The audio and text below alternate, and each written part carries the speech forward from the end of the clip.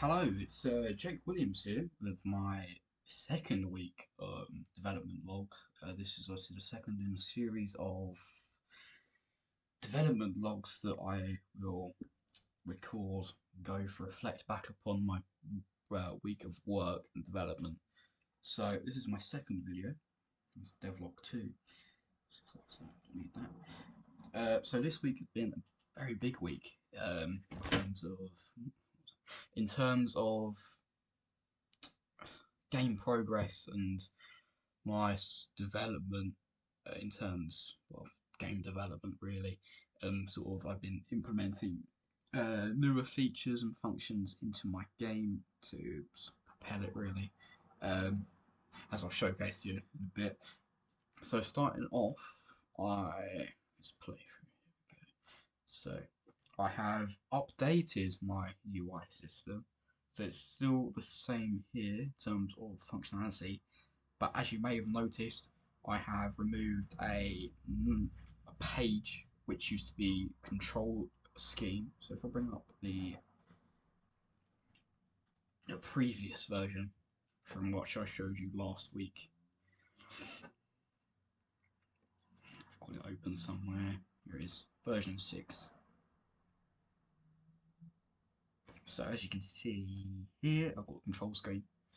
Um, Now I decided to sort of remove that control scheme page because I felt that I could implement it within my how to play um, guide, because ultimately it just reduces the amount of pressure on the machine when playing the game, and also most games have the control scheme within the options and how to play menus anyway. So I thought that I would follow along and go down a more professional route of adding my how to play menu and options menu by removing the control screen scheme and implementing it into either one of them.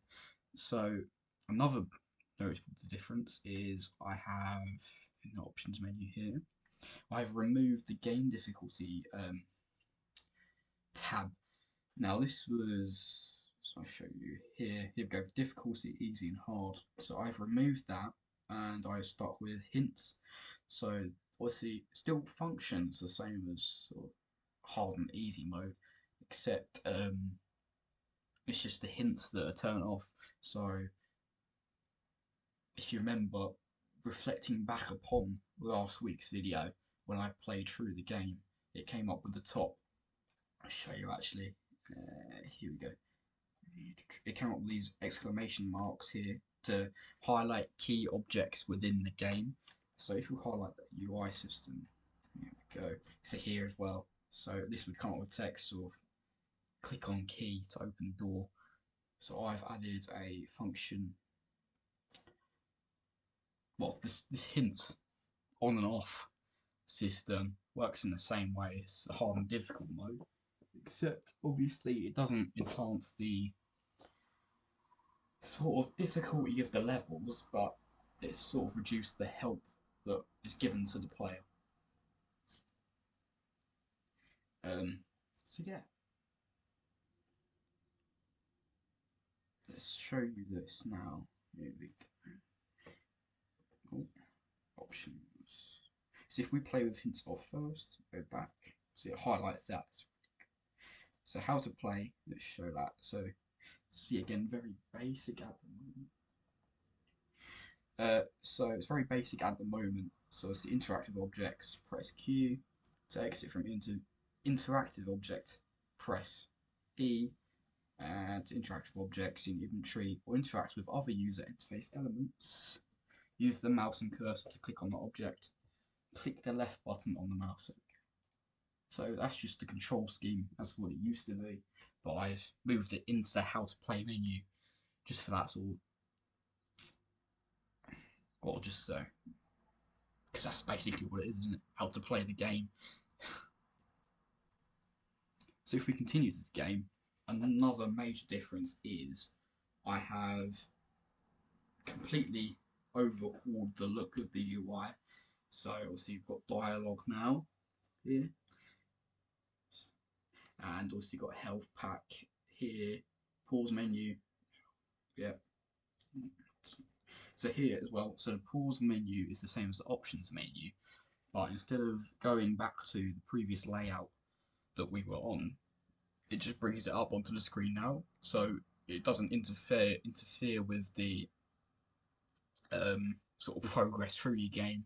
Because obviously, if you was to move back to the previous layout, previous menu, then your progress throughout this level would be lost. So I thought it was a bit stupid to have that sort of function where it'd go back to the options menu. Because obviously, if you're halfway through, say, level 4, you're not going to want to go back to the settings menu and you've lost all your progress.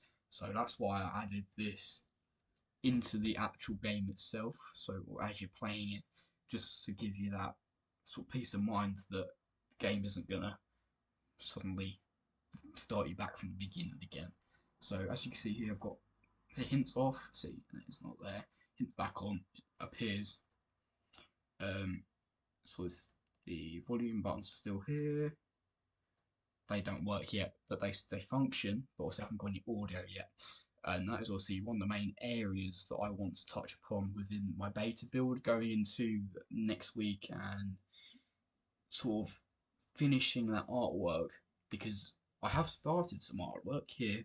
So with the different weapons and obviously the health pack, the hearts. But yeah, it just needs overhauling more to sort of add that experimentation that I want to carry out into different pixel art styles, methods, shading, dithering that I gathered research on in my research report from my primary research interviews as just interviewees, from Instagram Messenger when I reached out to professionals to get their opinions on how to implement different pixel art shading techniques. And I've got four methods, obviously two from each interviewee, and they use sort of different approaches to the method.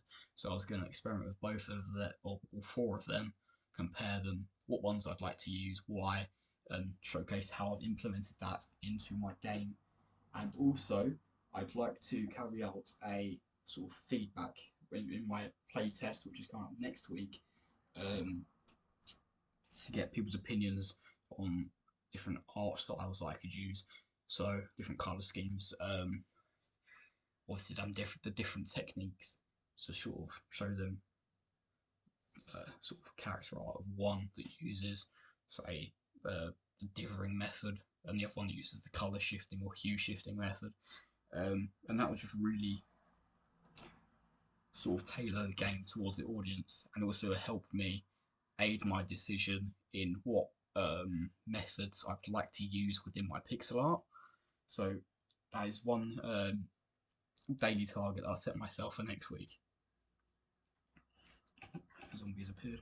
Anyway, so obviously the main difference was the dialogue here, but I have implemented my combat system back into the game, which I planned back in my idea generation. It was second idea generation. We'll go back to that on my Wix website later, but I've implemented that idea into the game because I felt, whilst playing it from last week's build, it felt really basic in terms of combat because you're just using your fist.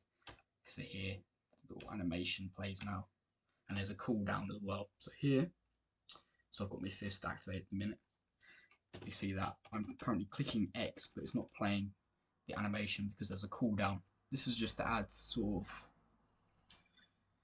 what would you say, sort of the difficulty back to level, because you're not just spamming the button key, whatever, to just continuously attack the enemy. And that is something else that I found from previous projects, and also this project, is that we need that balance between the keyboard pressing and the combat system, because I've play tested some games that just allow you to spam like, like this, just to keep continuously attacking a player or an enemy, and it just doesn't draws the fun away from the game because there's no strategy there. You're just spamming a key to destroy an enemy, and so this will add that sort of run away from the character, sort of hide and sort of be more strategic approaches towards your attacks. So moving from that, I've also added 3 different weapons here. Now these have no functionality yet. These are just here. They do change. Here we go. So bat activated, gun activated, knife. These all have cooldowns as well. As you can see here, the progress bar loads down. And this will be touched upon more within my next week, where I will focus more on the combat mechanics. So adding the functionality for guns, bats, knives, to sort of add the variation in enemy and player sort of combat, really. So moving on to the level itself, it has stretched it further than last week. So hints are off at the moment. So if I go back to my pause menu I created, I'll turn hints back on. There we go. Exit search mode, press E. If I turn them off, there we go. And that's what Touch said about earlier, about removing the difficulty button and adding that, because it just makes sense, really. It's a puzzle game.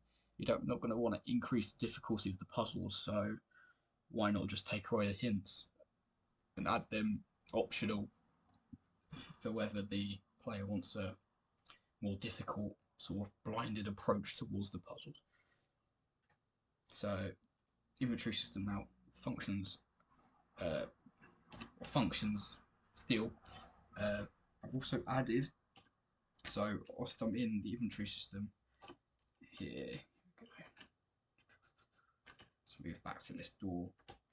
So I've added invisible buttons on the floor here that pop up with what do trigger the text at the top. Also I've got them off, so let's turn it back on again. Here we go. So to unlock door, click the object, click on that, it moves. And then moving down here, so get rid of them. So I've added, this is more of that. This was the second approach to AI movement that I stated last week, where I think I talked about micro machines. I talked about how we used different sort of posts for the objects to move, and I've used that method here when it comes to the moving boxes.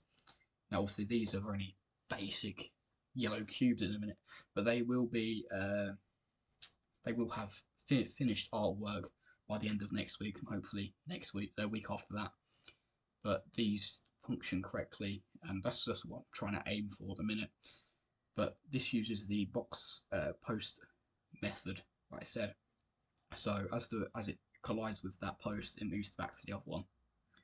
It's a very cool method of adding that. But if we go down here, I've got another new element I've added, and this is to view a note. So if we press Q, it brings up this. Now, at the minute, that the number in the middle was missing, and I want to use the water effects and reflections to add that second missing character into. Let's go on this actually. I'll show you over here. So the animation still functions as well. It's quite cool. And then down here, so I was thinking of adding the second half of that rip note into, put it onto the wall of the mouse on here, then having the reflection of that onto here. So it'll be like a backwards 3, which is what it is. So they'll be able to say, the character will be like, the player will be like, what's the 3 for? Then obviously when they pick up the note, they'll be like, it's the missing character. Just to add that more depth within the puzzles, so it's not just you go in there, pick up a key, open the door up, and then you're done. So this now works as well, following from last week. So click on white box and use key. So obviously I know what password is. It's 537. But if we put in 538, for example, it'll come up with code incorrect, door won't open. Let's try something else. So it doesn't work still. So let's put in the correct method, correct code. Which is 537. There we go. Code correct. We move in, and this is the second level that I didn't have finished last week. So let's just get rid of him. Okay. So I've added the lighting effects in, as you can see here. Move out of the way. Okay. So as you can see here, I've added lighting effects. Now these follow on from the method that I showcased in my experimentation. So let's go back up there. This method here, which I showed you, pretty sure I showed you a video of last week, as well as the construct free game that I created for it. Where is it? So, moving on from that, I have, well, this level is basically finished. So here, the player picks up a lockpick here. There we go, so that appears in the inventory up there. And then here is another new feature that I added, was the health pack, which I planned for in my asset list. Now, if you notice here, if you keep an eye on this number as I move into that, so it moves up to 1, then I will be able to click on that here, and then a heart will replenish, then it'll go back down to 0. So if I keep clicking that, it won't go up, and that is because I have added another function and a boolean, which is sort of triggered on and off. So if the sort of variable was if the health is lower than 5 hearts here, and the health packs are more than 0, then add 1 once clicked. If it is less than, if the health is more than 5, or 5 exactly, do not allow the health pack to be clicked and added. And also, if the health packs is less than 0, don't allow the health pack to add a heart to the player's health. It's very complicated, but it works. So moving back here. It's another problem that I encountered last week. I think I touched upon, but I did in my, what was it? Weekly reflections. I said about no, it was this week. No, it was this week. Sorry, I had problems with the. Well, I'll show you here. So when I clicked on the lockpick, it would and then collide with the exit door. I would still be able to move, but well, a bit like my other systems I experimented with, sort of had a little play about with in my previous version. I experimented with different ways of stopping the player movement, and one method that I tried didn't work, and that was to add a stop movement sort of trigger.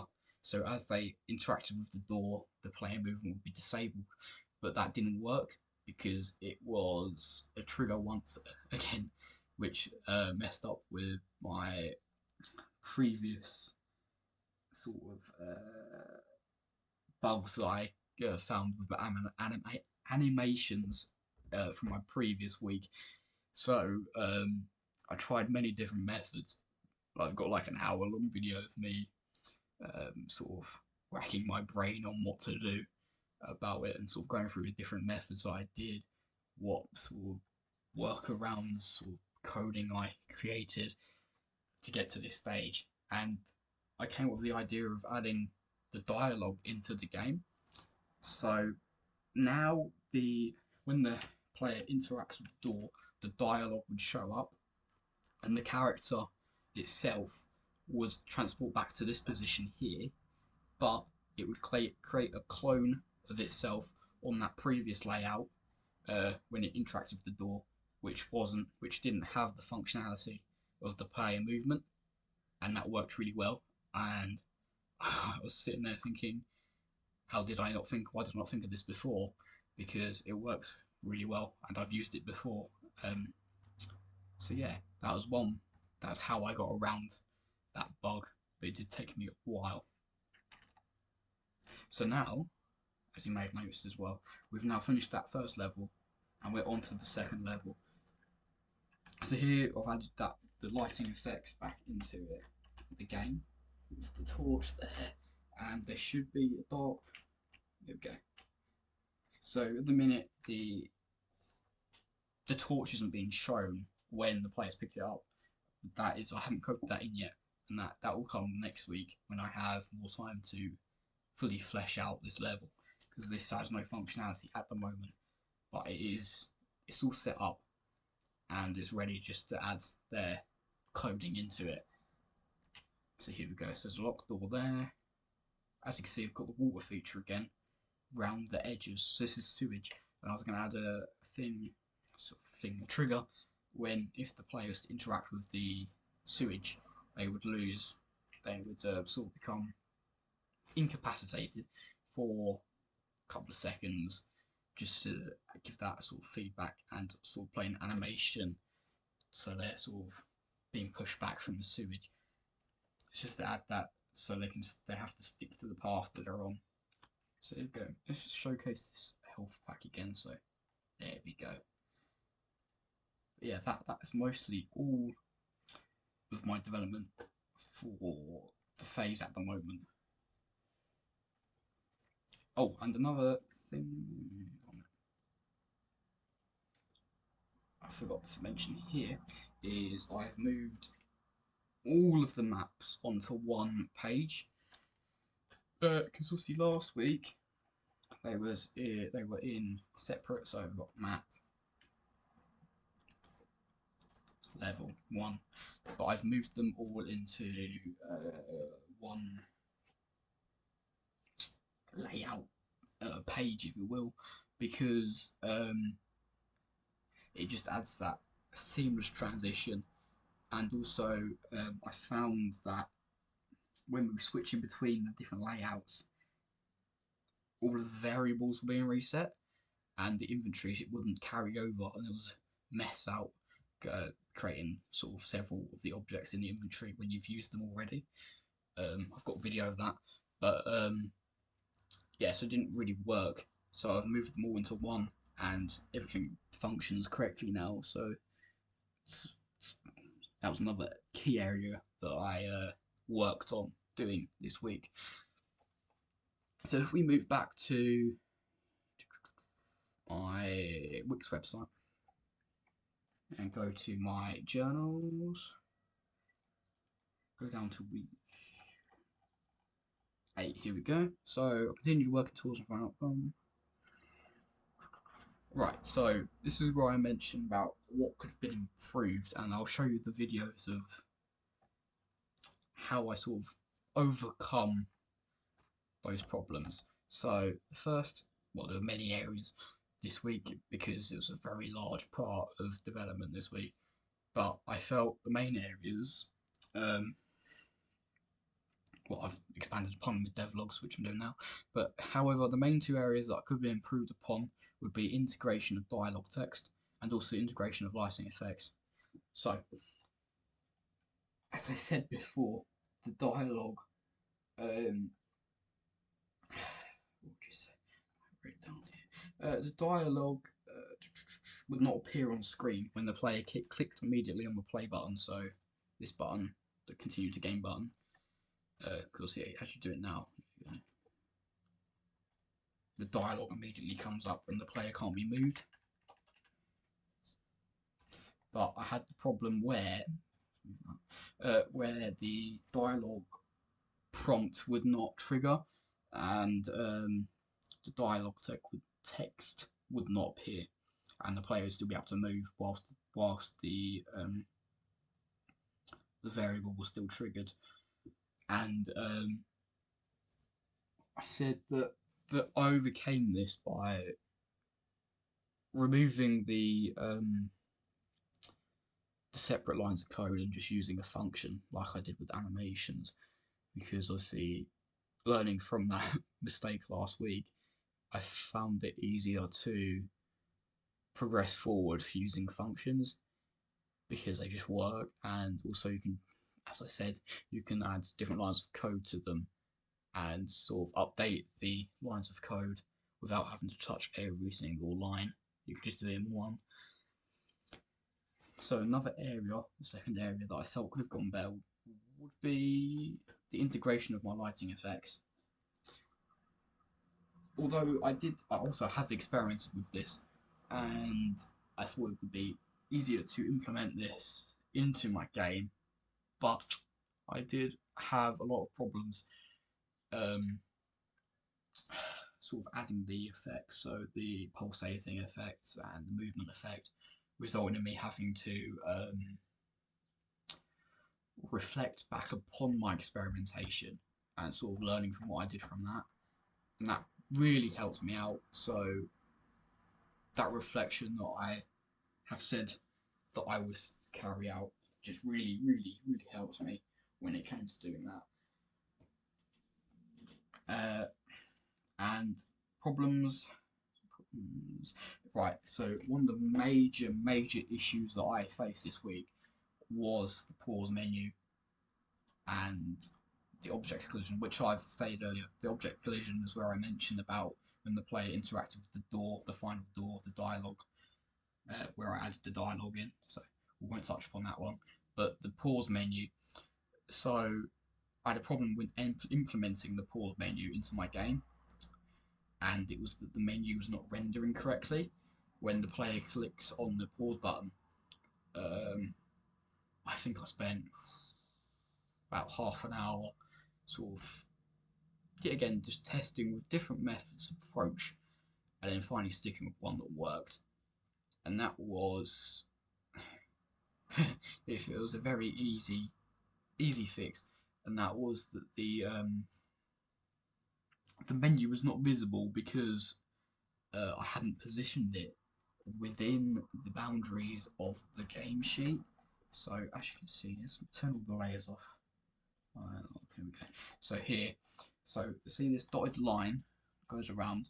That is the viewport, and everything that's in that viewport will be available on every single level, no matter where you are on this sort of layout.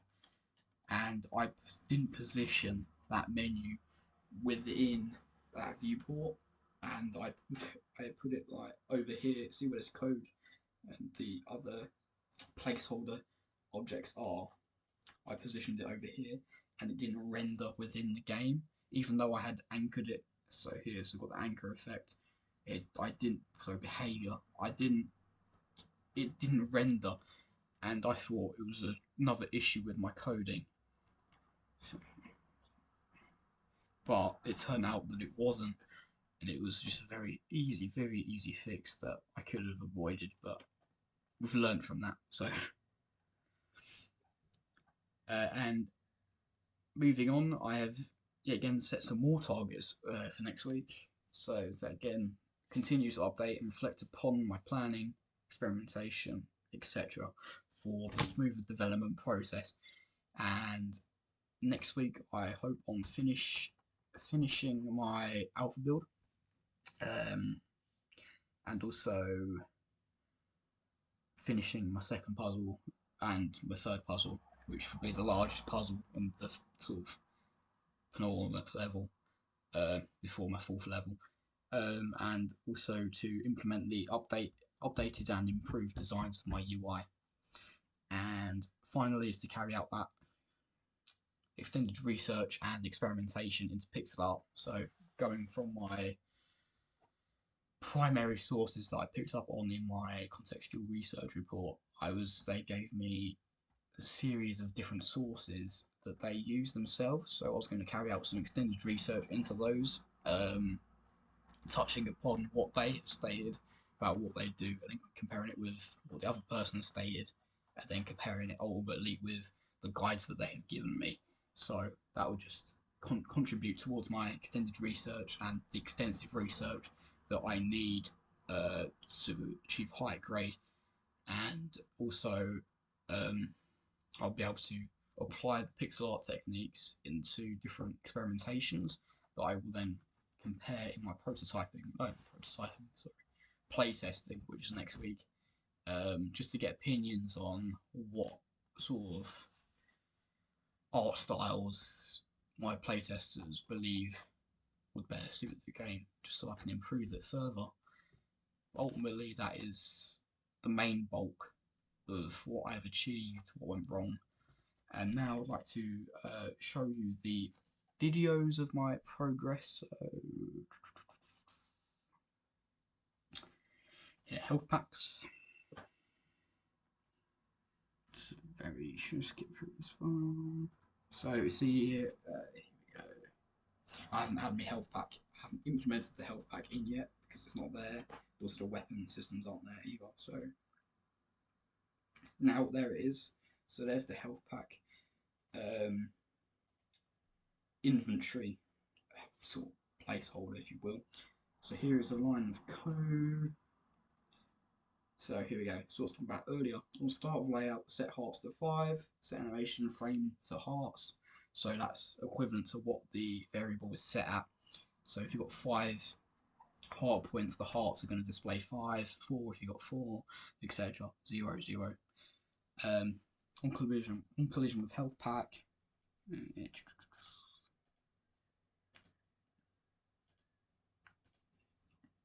Yeah, here we go. So here we go back underneath here. Well, basically, it just says on collision with health pack, destroy health pack, add 1 to health pack variable, which is here.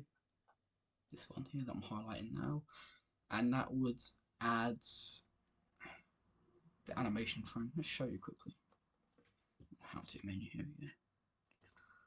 So here, it works a similar way to the health, the hearts, I should say, but so the animation frame matches up to the number. So 6655 00. So as player picks up one health pack, you'll then add 1, add another 1, etc. Use 1, take 1 off. Very simple. But yeah, that worked as intended. So let's show you one that didn't work as intended. What's that one? Problems on dialogue. Pause menu. Here we go. Yeah, so this is where I just copied it over. I had a really hard time to add the correct positioning to this. These videos will also be available just to view at your own time, because I haven't got 50 minutes to go through the whole thing. But they will be linked, attached to my Wix, a website showing all of my development videos and sort of the problems I went through, what I did to resolve them, etc.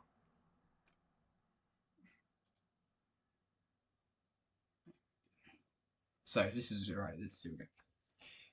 This is where I started to experiment with if it worked, but it didn't work. So when I clicked the pause button there, it didn't show up. That's because it was outside the layout. As you can see here, it's down below the second level when it shouldn't be.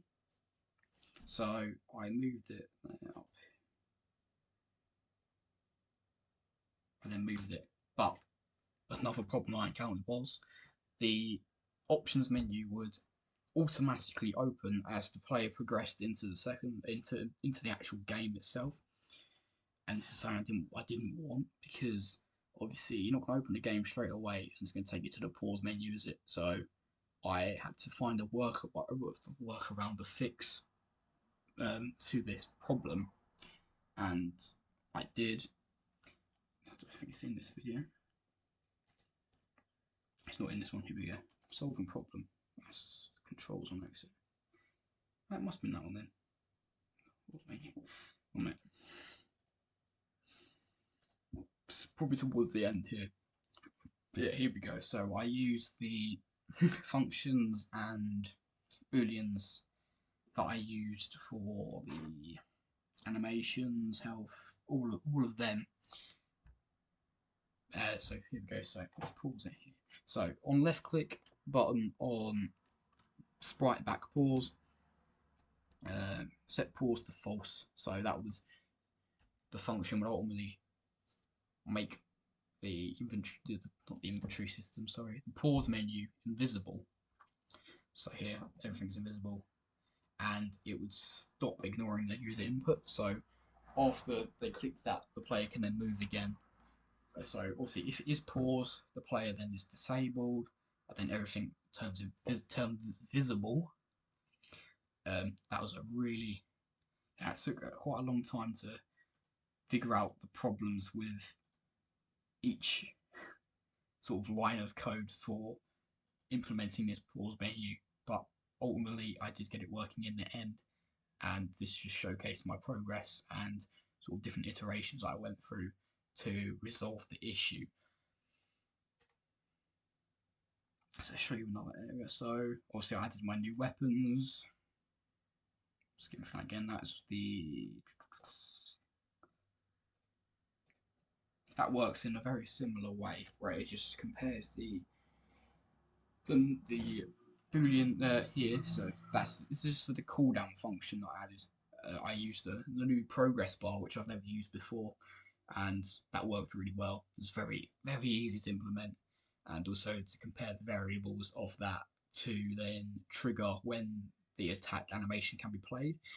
And it's just a really good feature that I found that could sort of add more player feedback. So obviously you can tell when you can then use your attack again. So here, see, we press X now, we can now see that I can't use it until that's back to its full white. There we go. Then I can use it again. It just gives that player feedback that is present in most games out for purchase. So just something I wanted to implement myself into a game that I've made. Going back. So that was the level complete, which I said about earlier, where the player would still be able to move whilst the level complete text was present, and that would just result in a buggy mess where the text would just continue playing. So I've got a video over here.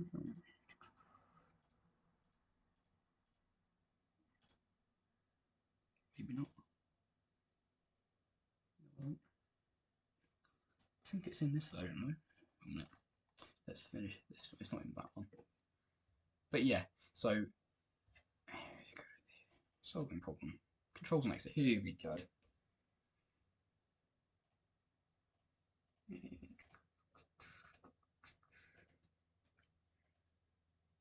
Here we are. So use lockpick. Done. Exit. See here. See text flashed, and I can still move. That's what I was talking about earlier. See, it just results in that where it's just all jittery and the player can't move, and then can move, then can't move. It's just sort of just really didn't function as I like to. So here, this is the problem, because every time the player collided with the door, it would then restart these lines of code, and that wait 3 seconds just didn't really help me much at all, because it was waiting for the previous line of code to finish before starting the 3-second cooldown, which resulted in the player being able to move and then not move again, and it wouldn't stop. Wouldn't stop when I moved to the world again, the player lobby. So where's my fits?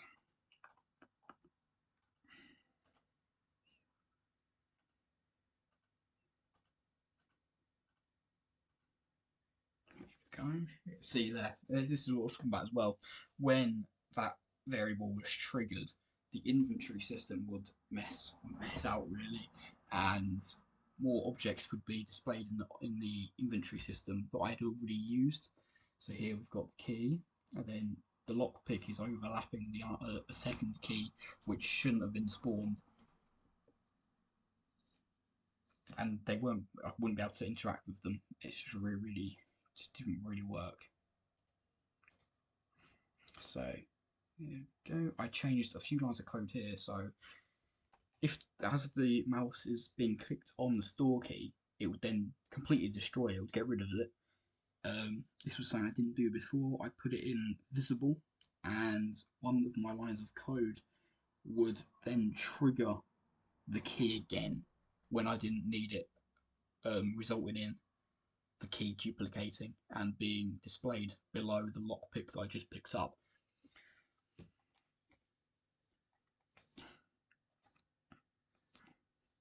So I then changed that, and then it functioned correctly as it is now. So